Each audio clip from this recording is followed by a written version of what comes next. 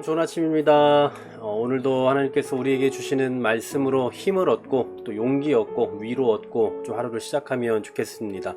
하루하루의 우리의 삶이 마치 전쟁과 같이 너무나 힘들 또 피곤한 삶일 수 있지만 이 짧은 시간 동안에 또 주시는 그 위로가 있었으면 좋겠고 또 깨달음이 있었으면 좋겠습니다. 오늘도 말씀을 통해 또 새 힘을 공급받고 살아가는 우리 모두가 되기를 소망합니다. 자, 오늘 말씀을 생각하기 전에 우리 지난주에 생각했던 내용을 좀 간단하게 마지막 시간에 했던 내용을 좀 복습해 보면은요, 사도 바울이 고린도 교회에 방문하기로 했다가 방문하지 않게 되면서 이 사람들이 오해를 하죠. 그리고 특히나 이 사도 바울을 이렇게 물어뜯고 싶어 했던 그 거짓 교사들은 이때다 싶어서 사도 바울은 거짓 선지자다, 아주 거짓 사도다, 아주 이 사람을 소홀히 여기고 우리와의 약속을 진정성 있게 생각하지 않는 그 사람이다, 이렇게 비판을 했습니다. 그러면 사도 바울이 나는 절대 그렇지 않다, 그것이 아니라 성령의 인도하심으로 말미암아 그래서 부득불 가지 않았던 것이고 나는 너희를 정말 자랑스러워한다, 내 진심을 이해해라, 알아줘라, 이런 형태의 이 말씀을 했습니다. 거기에 이어서 곧바로 이제 오늘의 본문이 나오는 건데요, 오늘 본문에 뭐라고 시작하고 있습니까? 하나님은 미쁘신이라는 이 표현으로 시작을 하고 있습니다. 그러니까 지금 하나님은 신실하신 분이다, 하나님은 거짓이 없는 분이다, 이런 얘기죠. 그러면서 우리가 너희에게 한 말은 예하고 아니라 함이 없다 라고 얘기해요. 그러니까 사도 바울이 전한 그 복음의 신실성을 말하는 겁니다. 그것은 헛되지 않고 거짓되지 않고 100% 사실이다, 이 얘기를 하고 싶은 거죠. 그러면서 19절에 이런 말씀을 합니다. 하나님의 아들 예수 그리스도는 예하고 아니라 함이 되지 아니하셨으니 그에게는 예만 되었느니라. 자, 18절과 똑같은 이야기죠. 예하고 아니라 함이 없다, 예하고 아니라 함이 되지 않는다, 그에게는 오직 예만 된다 라고 얘기합니다. 그러면서 또 20절에서도 같은 의미의 이 말씀을 하고 있죠.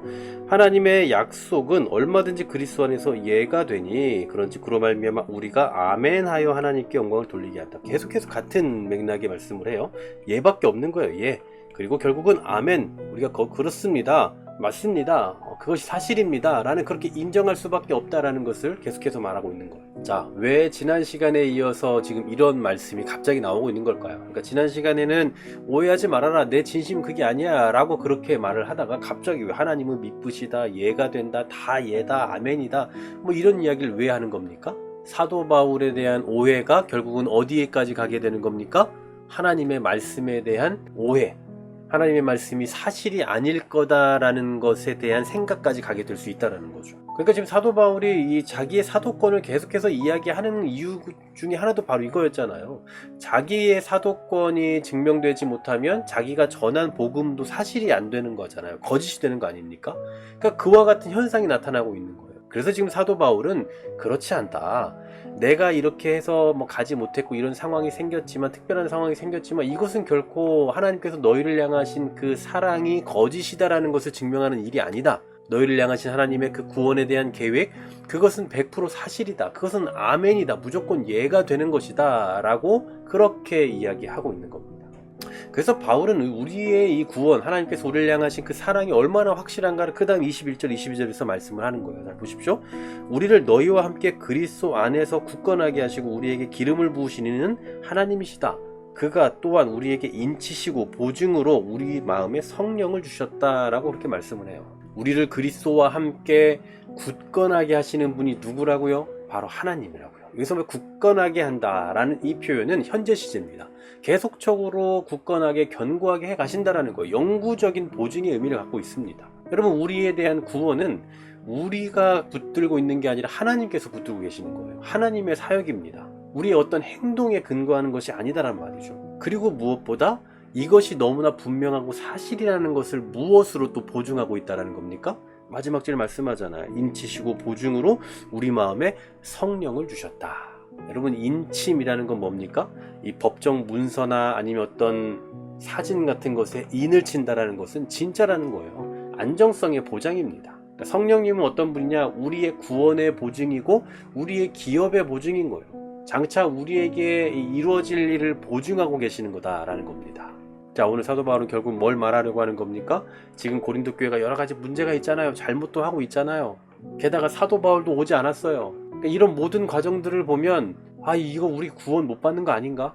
우리에 대한 이 구원 실패된 거 아닌가? 뭐 이렇게 오해할 수 있거든요. 그런데 그렇지 않다라는 겁니다.